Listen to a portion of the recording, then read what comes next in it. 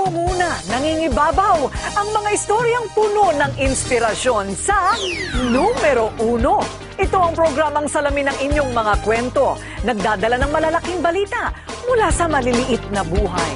Ako si Corina at ito ang Rated K.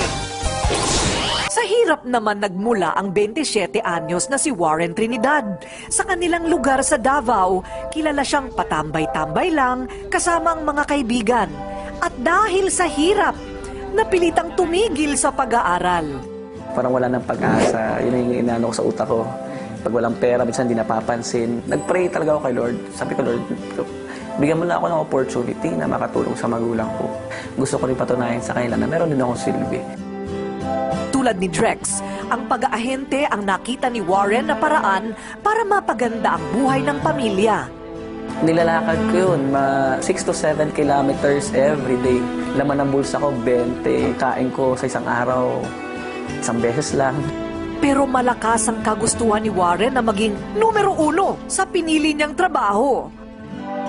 Naabot ni Warren ang 1 milyong benta sa kumpanya at bilang numero 1, narating niya ang ibang bansa na dati pinapangarap lang. Yung pangarap na pinahawakan ko talagang hinawakan ko na walang ibang magsasabi dyan na hindi ko kaya yan, kundi ako lang din. Ngayon, may sarili ng bahay si Warren, magagarang kotse, at marami na ring buhay na natutulungan.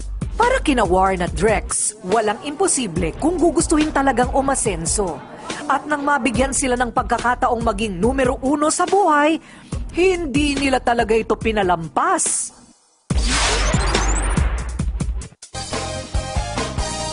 Walang nakakarating sa itaas nang hindi muna nagsisimula sa ibaba.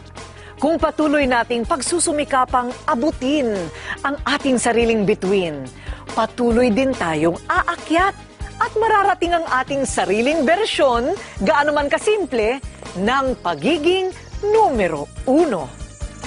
Ako po ang inyong kaibigan, kabalitan at kakampi Corina Sanchez. Hanggang sa susunod na edisyon ng Numero 1 at paborito ninyong kakwentuhan tuwing linggo ng gabi. Ito ang Rated K. Gusto niyo bang marinig?